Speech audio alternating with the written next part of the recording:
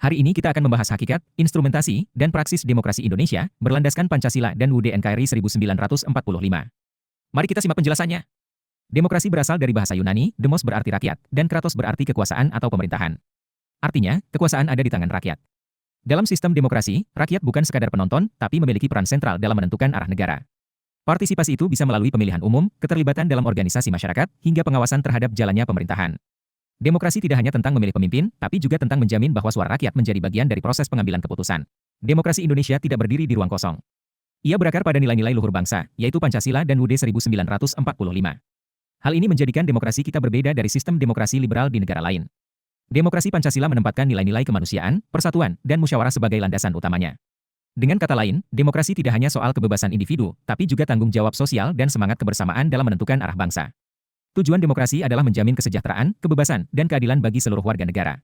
Demokrasi memberikan ruang bagi setiap orang untuk menyampaikan pendapat, memperjuangkan hak, dan ikut serta dalam kehidupan politik. Bukan hanya kelompok mayoritas yang didengar, tapi juga kelompok minoritas dilindungi haknya. Demokrasi juga menjadi alat untuk mengontrol kekuasaan agar tidak disalahgunakan. Konsep utama dari demokrasi Pancasila adalah kedaulatan rakyat, musyawarah untuk mufakat, dan keadilan sosial. Kedaulatan rakyat berarti bahwa seluruh kekuasaan berasal dari rakyat dan untuk kepentingan rakyat. Musyawarah untuk mufakat adalah ciri khas dari budaya politik kita, yang mengedepankan dialog dan keputusan bersama, bukan dominasi suara terbanyak semata. Keadilan sosial menjadi tujuan akhirnya, bagaimana hasil keputusan itu harus berdampak baik dan merata bagi seluruh rakyat Indonesia. Demokrasi yang bersumber dari Pancasila dan UUD 1945 bersifat mendasar dan penting karena ia mengatur partisipasi rakyat dalam kekuasaan dan menjamin perlindungan hak asasi manusia.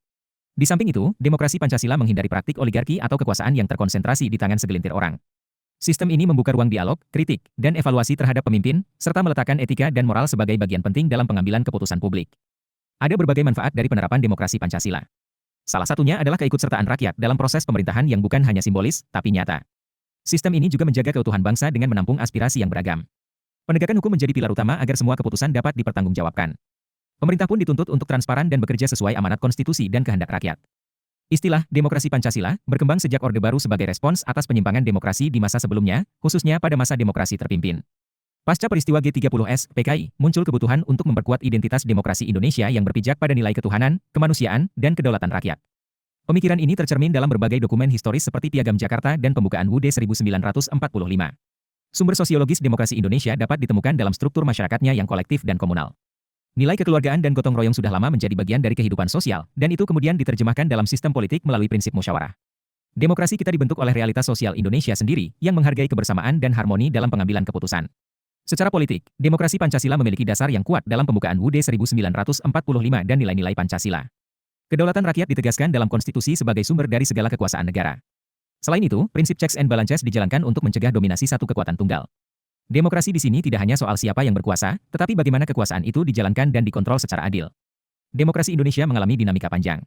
Di masa Orde Lama, pertarungan ideologi sangat kuat, sehingga demokrasi belum stabil. Orde Baru membawa stabilitas, tapi juga pembatasan terhadap kebebasan politik. Baru di era reformasi, demokrasi mengalami perluasan, baik dalam hak pilih, kebebasan pers, maupun kebebasan berserikat. Namun, euforia reformasi juga membawa tantangan baru seperti politik uang dan komersialisasi kekuasaan. Tantangan yang dihadapi demokrasi Pancasila saat ini sangat kompleks. Politik uang merusak integritas pemilu, dan politik identitas dapat memecah persatuan. Selain itu, partisipasi masyarakat masih rendah di luar musim pemilu. Penyalahgunaan kekuasaan dan penyebaran hoaks di media sosial semakin memperkeruh kualitas demokrasi.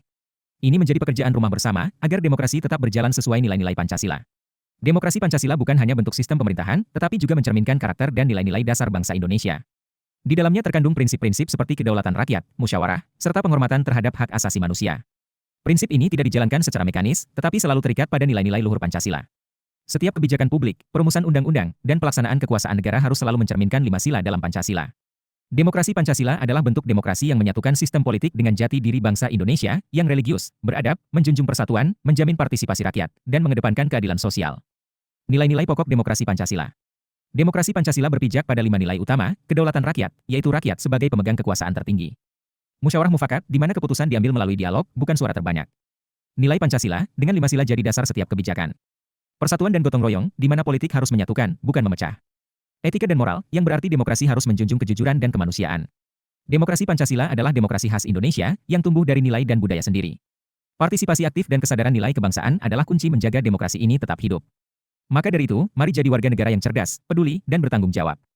Sekian dari kami.